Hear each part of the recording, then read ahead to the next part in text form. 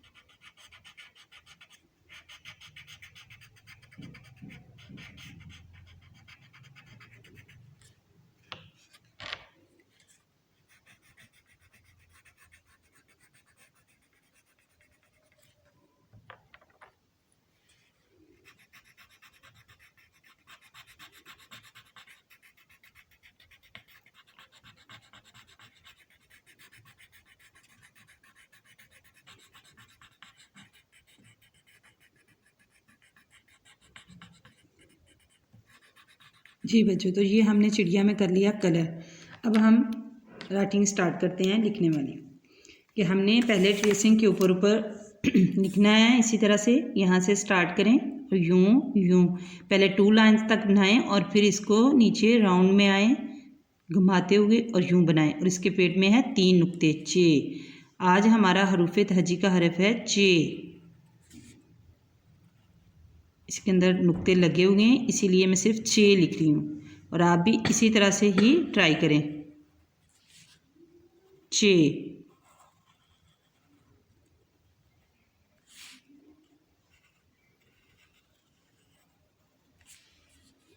अब ये हमारे पास एक चे बनी हुई है जिसके हमने अंदर लिखना है। यूं यहाँ तक और फिर यूं नीचे आएंगे और यूं यहाँ तक और इसके अंदर 3 नुक्ते लगाएंगे। इसी तरह से ही आप लिखें।